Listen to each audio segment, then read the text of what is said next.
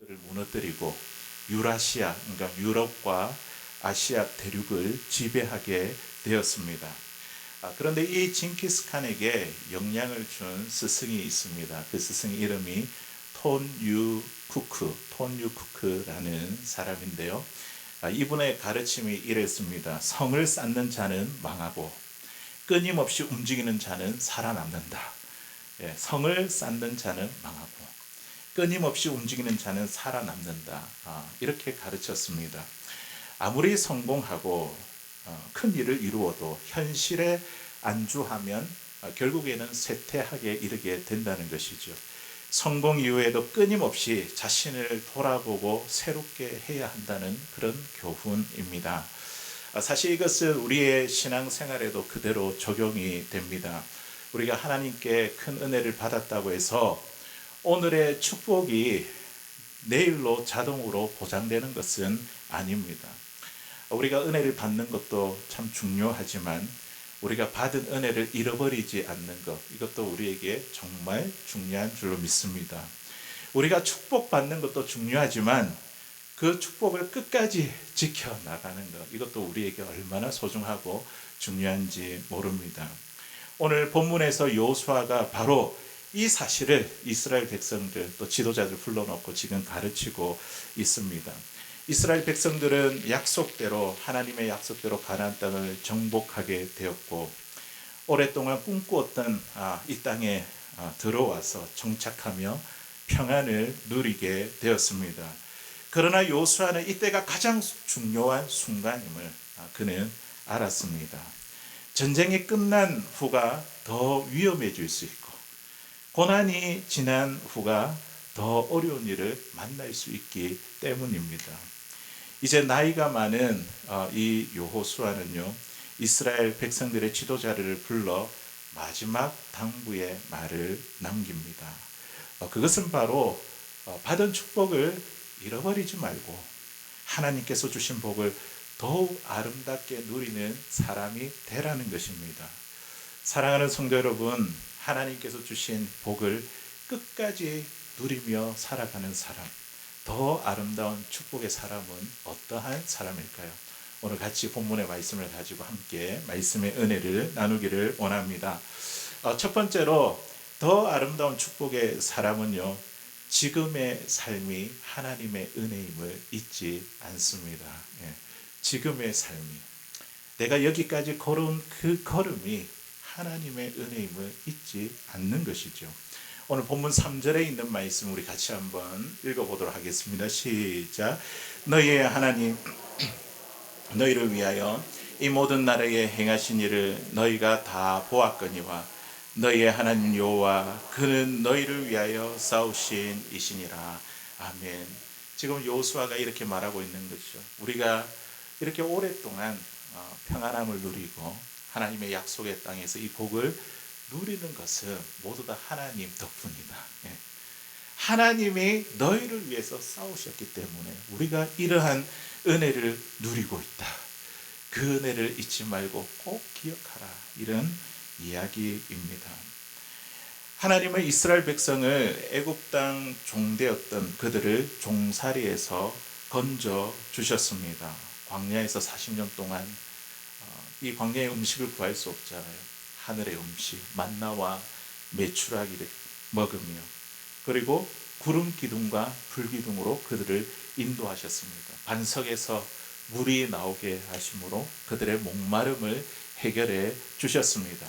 그리고 마침내 약속의 땅에 들어오게 하셨습니다. 사실 이스라엘 백성들은 어떠한 자들이었습니까? 스스로 가나안 땅을 정복할 수 있는 능력이 있는 민족이 아니었습니다. 그들은 잘 알고 있었습니다. 가나안 땅에 정탐꾼을 보냈잖아요.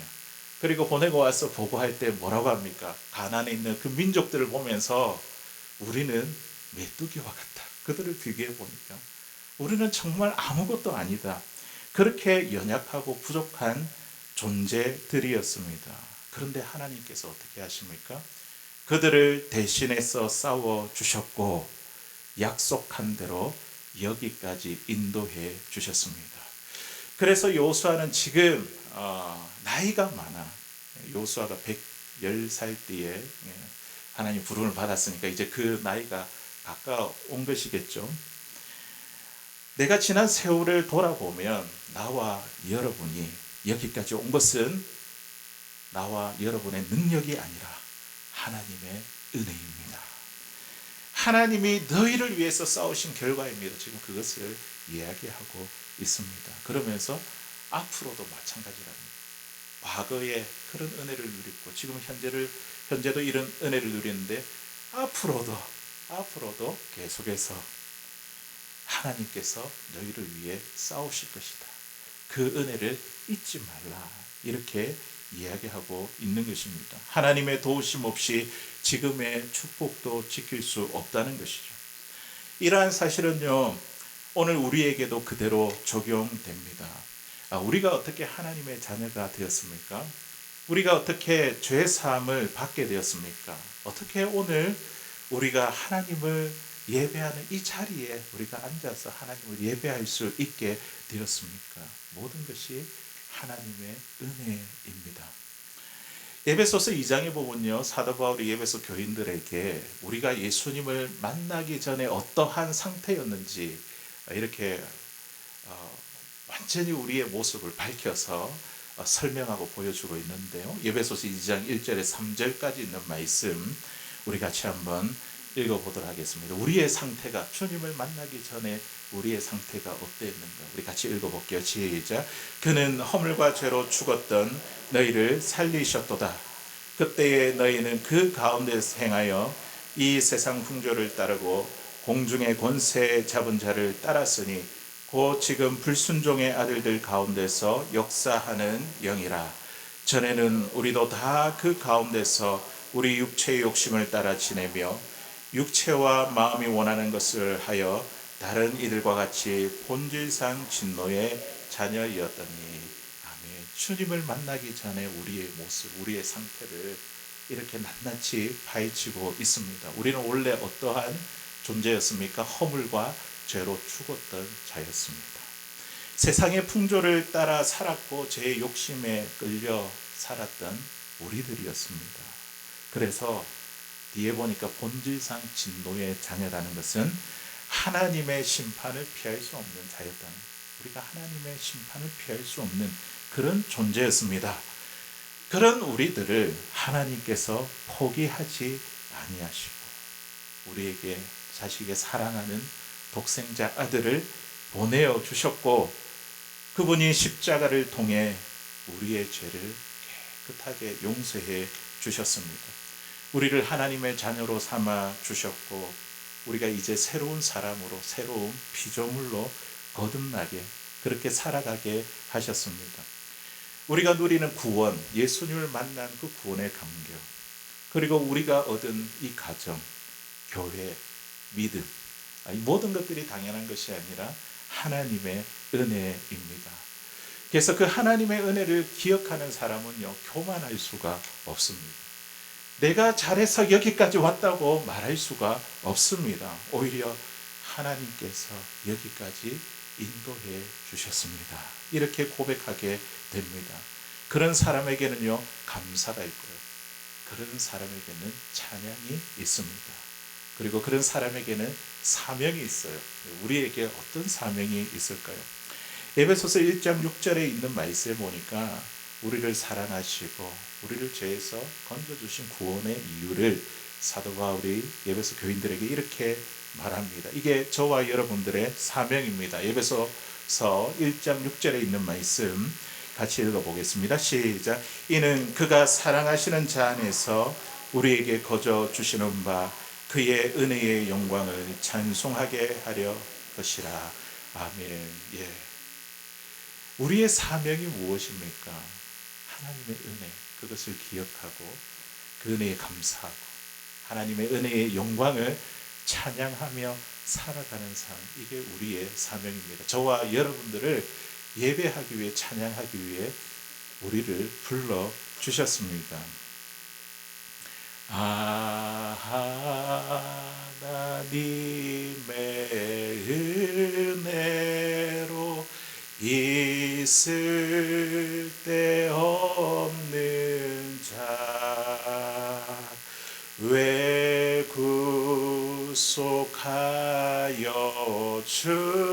주는지 난 알 수 없도다.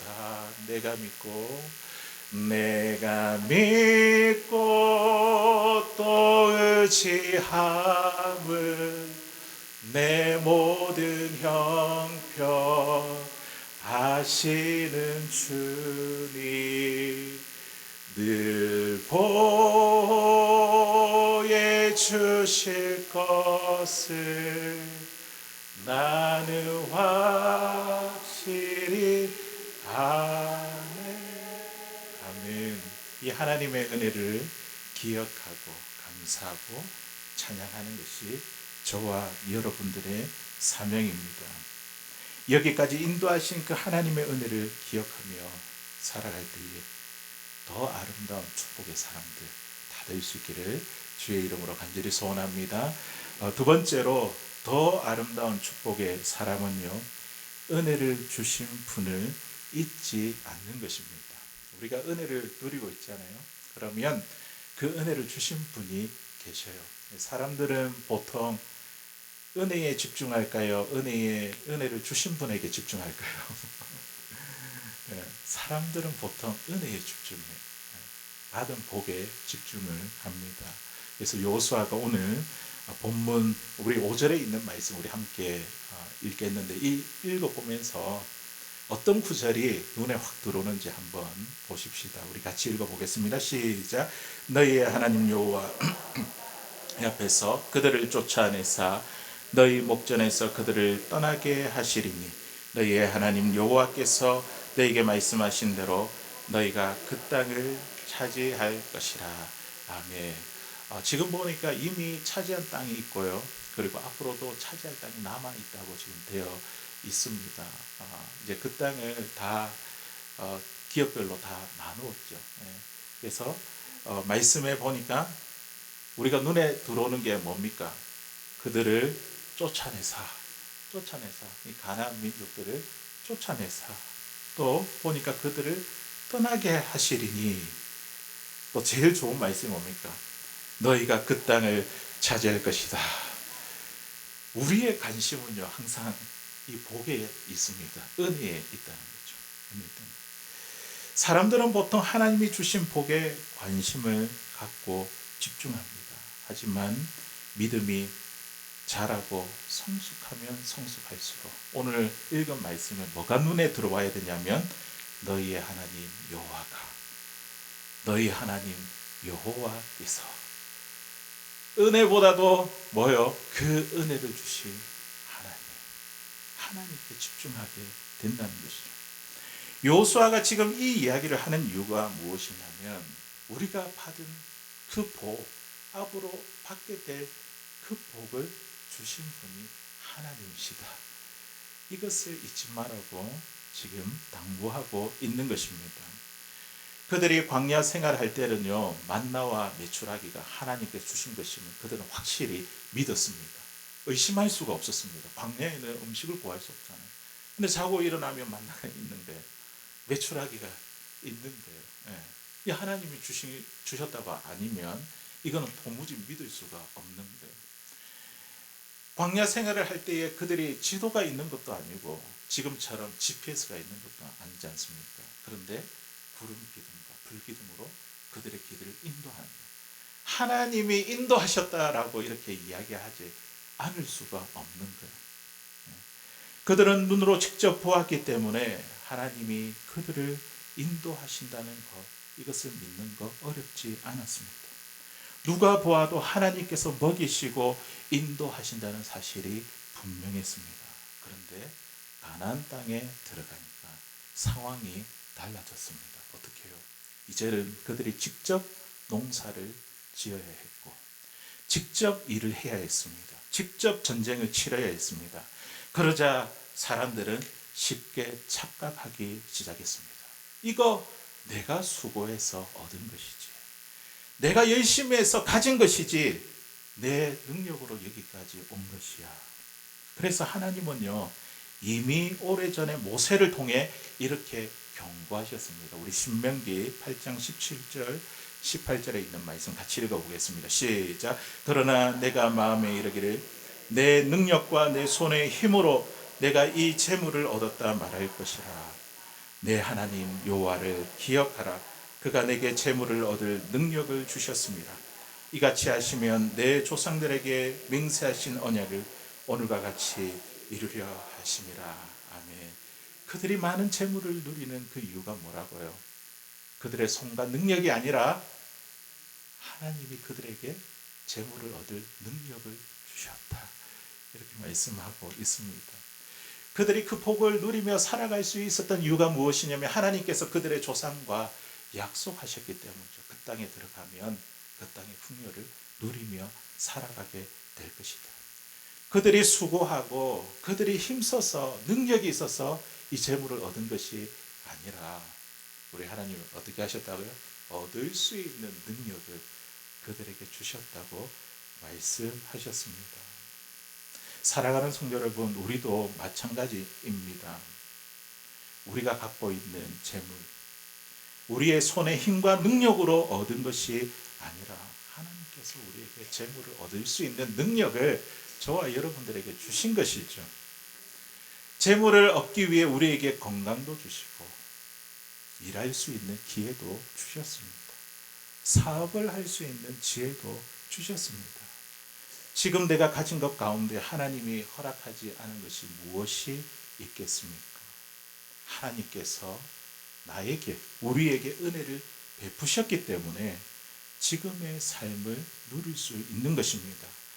그런데 우리에게 있어서 문제는 무엇이냐면 자꾸만 그 하나님을 잊어버린다는 거예요. 은혜와 복에만 집중하고 그것을 주신 하나님을 잊어버리는 데 있습니다.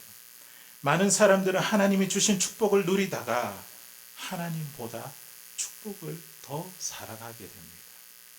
하나님이 주신 선물을 붙들다가 선물을 주신 분을 잊어버리게 됩니다. 성경에서 가장 대표적인 사람이 바로 솔로몬입니다. 하나님께서는 그에게 전무후무한 지혜를 그에게 주셨고 이스라엘은 그 시대 때에 가장 큰 번영을 누렸습니다. 그는 성전을 건축했고 온 세상이 그의 지혜를 들으러 찾아올 만큼 놀랄 정도로 그는 축복을 받았습니다. 그런데 시간이 지나면서 솔로몬의 마음이 변하기 시작했습니다. 하나님보다 하나님께서 주신 것들을 더 사랑하게 되었습니다. 그는 수많은 이방 여인들을 사랑하게 되었고 그들의 영향 받아 우상을 섬기기 시작했습니다. 결국 하나님을 향하던 그의 마음이 세상으로 향하게 되었습니다. 솔로몬은 복이 없어서 무너진 것이 아닙니다. 오히려 너무 많은 복을 받았지만 그 복을 주신 하나님을 잊어버렸기 때문에 무너진 것이죠. 하나님보다 축복을 더 사랑할 때에 축복은 더 이상 축복이 될 수가 없습니다. 하나님이 주신 선물이 하나님을 대신하는 우상이 될 수 있기 때문입니다. 이스라엘이 무너진 이유도 여기에 있습니다. 그들은 하나님이 주신 땅을 누렸지만 그 땅을 주신 하나님을 잊어버렸다는 것이죠. 그들은 하나님이 주신 풍요를 즐겼지만 그 풍요를 주신 하나님께 감사하지 못했습니다. 결국 축복이 그들을 하나님께로 이끌어 오지 못하고 오히려 하나님으로부터 멀어지게 만들었습니다. 사랑하는 성도 여러분, 오늘 우리가 가진 이 모든 것, 내 것이 아니라 하나님께서 우리에게 맡겨준 것입니다. 내 능력의 결과가 아니라 하나님의 은혜의 열매입니다. 그러므로 우리는요, 날마다 이렇게 고백해야 됩니다. 하나님, 이것은 하나님께서 주신 것입니다. 자녀들도 하나님의 것이고 하나님이 나에게 하나님 부르시는 그날까지 이 아이를 섬기라고 하나님 나에게 주신 보물입니다. 하나님, 저는 단지 청직일 뿐입니다. 이 고백을 읽지 않는 사람은 교만해지지 않습니다. 감사가 끊어지지 않습니다. 하나님께서 주신 이 복을 우리가 오랫동안 또 그리고 우리의 후손들이 누리기 위해 그 축복보다 그 복을 주신 하나님을 더 사랑하게 되기를 바랍니다. 그 풍성한 은혜를 주신 하나님을 잊지 않는 더 아름다운 축복의 사람들이 되시기를 주의 이름으로 간절히 소원합니다. 이제 마지막으로 세 번째, 더 아름다운 축복의 사람은요, 말씀을 떠나지 않습니다. 사실 우리 여호수아는요, 지금 세상을 떠나기 전에 마지막 유언과 같이 참 그들에게 당부하고 싶은 말씀이 지금 이 말씀이에요. 말씀을 떠나지 말라. 말씀을 떠나지 말라. 거기에 모든 인생에 키가 있고 해답이 있기 때문에 말씀을 떠나지 말라. 내가 이 세상을 떠나면서 너희들에게 하고 싶은 말 하나 뭐냐 이렇게 이야기한다면 바로 말씀을 떠나지 말라는 것이죠. 우리 본문 6절에 있는 말씀 같이 한번 읽어보도록 하겠습니다. 시작. 그러므로 너희는 크게 힘써 모세의 율법책에 기록된 것을 다 지켜 행하라. 그것을 떠나 우로나 좌로나 치우치지 말라. 아멘. 우리가 이 구절을 어디서 많이 봤지 않습니까? 여호수아 1장 7절 8절에 보면 이 말씀이 그대로 나옵니다. 처음에 하나님께서 모세가 죽고 나서 여호수아를 불렀을 때에 들려주셨던 말씀입니다. 이 말씀으로 두려워하던 이 여호수아를 일으키신 것이죠. 지도자를 세우시고 가나안 정복 전쟁을 하게 하시고 이제 죽음에 이르게 된 그 남겨둔 그 시간 그 가운데에 그가 기억했던 게 뭐냐면 바로 이 약속의 말씀이었습니다. 하나님의 말씀대로 살아가니까 지금까지 하나님 나에게 은혜를 베풀어 주셨고 그 은혜를 누리게 되었고 너희들도 앞으로도 이 말씀을 떠나지 말고 안에 있을 때에 더 아름다운 축복의 사람이 될 것이야. 여호수아가 지금 이스라엘 백성들 지도자에게 이 이야기를 하는 것입니다. 우리가 말씀을 떠난다는 것은요, 단순히 성경을 읽지 않는다 그런 문제가 아닙니다. 하나님의 말씀을 떠난다는 것은요, 곧 하나님을 삶의 중심에서 밀어내는 겁니다. 하나님이 없는 거예요, 내 마음에 밀어내는 거예요. 그래서 여호수아는요, 우로나 좌로나 치우치지 말라고 강조합니다. 하나님을 밀어내면 말씀이 벗어나면요, 결국 우리 인생의 방향 전체가 틀어지기 때문입니다. 그렇다면 우리의 삶 가운데 말씀을 떠나게 되면 우리의 삶이 어떻게 될까요? 어떤 일이 일어날까요? 유명한 신학자의 설교가인 데오도르 F 박사는요, 이스라엘 백성이 하나님을 떠날 때, 말씀을 떠날 때 크게 세 가지가 상실하게 될 것이라고 이야기를 했습니다. 하나는 무엇이냐면 하나님의 능력을 잃어버립니다. 말씀을 떠나면요, 하나님의 능력을 잃어버리게 됩니다. 삼손이 그 대표적인 사람이죠. 삼손은 사사로 부름을 받았지만 말씀에 떠났을 때에 결국 하나님의 능력도 떠나게 되었습니다. 그 결과는 참으로 비참했습니다. 두 눈이 뽑히고 맷돌을 돌리는 노예가 되었습니다. 하나님의 능력을 잃어버린 신앙은요, 형식만 남으신, 껍데기만 남은 신앙이 됩니다. 열매 없는, 신앙의 열매 없는 삶이 된다는 것이죠. 두 번째, 하나님의 말씀을 떠나면요, 하나님의 위로를 잃어버립니다. 우리의 마음이 굉장히 광팍해지는 것이죠. 위로가 없으니까. 마음의 중심이 무너집니다. 마음이 쉽게 무너져 소망이 약해서 같은 상황 속에서 버틸 힘을 잃어버리게 됩니다. 그래서 더더욱이 외로움을 느끼고 불안과 두려움 속에 살아가게 됩니다. 하지만 그런 가운데서도 내가 말씀을 붙들고 말씀 안에 머물러 있을 때에 하나님의 위로가 우리의 마음에 확 차오른다는 거죠. 고난 중에도 마음의 중심이 흔들리지 않고 평안함이 우리의 마음속에 찾아오게 됩니다. 세 번째, 말씀을 떠나면요, 하나님의 사명을 잃어버리게 됩니다. 하나님이 저와 여러분들을 부르셨잖아요. 무엇을 하기 위해서요? 하나님의 은혜를 기억하고 찬양하고 그 은혜에 예배하기 위해서 저와 여러분들을 불렀습니다. 우리의 사명이 있는 것이죠.